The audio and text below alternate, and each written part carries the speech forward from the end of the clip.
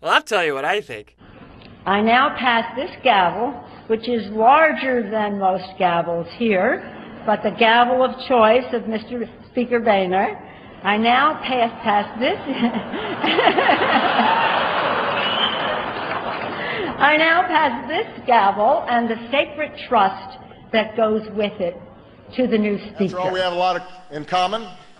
He is a person of color.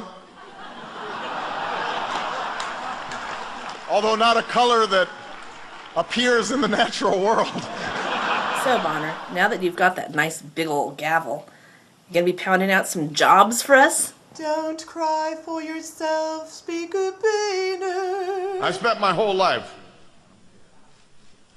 chasing the American dream. You know, John Boehner does a lot of crying. But he doesn't cry about the people who need health care, the people who need jobs. He seems to just cry about himself whenever he wins an election. And you know what, Boehner? Just get over yourself, okay? It's really quite annoying.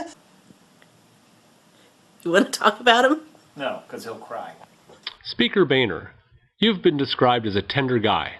I, for one, am not going to berate you for being tender.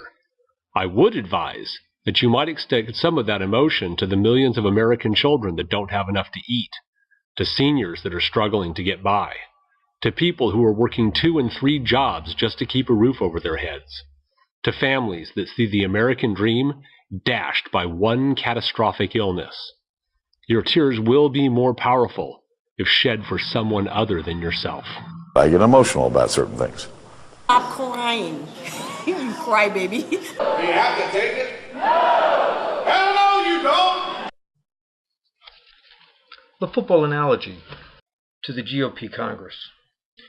So their play, clearly, is to avoid the needs of the American people and score with corporate wealth. And then tears begin to flow, serving as a diversionary tactic to those trying to stop the GOP. And we have to admit, there's something really wrong with this guy. He keeps getting up there crying all the time. So it's either an act or he needs some serious psychiatric help, and he needs it now. I put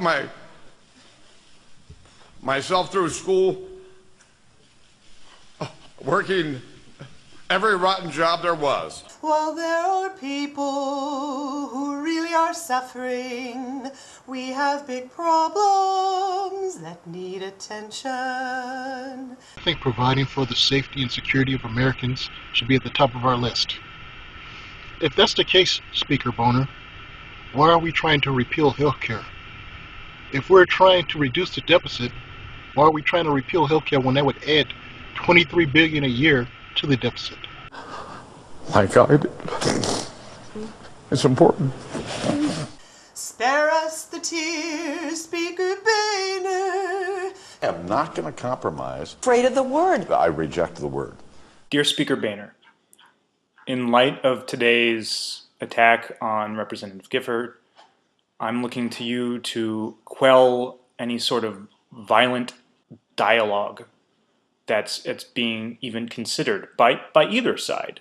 Quell the dialogue on both sides. You plan to repeal and dismantle all of the progress that has been made. It's just insane, and it won't work. Hell no, you can't! And speaking of work, where are the jobs? Speaker Boehner, if you're not actively condemning the culture of violence that made the Arizona shootings possible, then you're complicit in them. Context matters. There needs to be no tolerance for things like bringing guns to political rallies and making political signs, putting people in the crosshairs. There's no role for violent political imagery or rhetoric in democracy. Democracy was designed to make political violence unnecessary. So to the extent that there are calls to defend democracy at the point of a gun, then our democratic experiment has failed. Welcome to America. Where are the jobs, Speaker Boehner? That's pretty much it.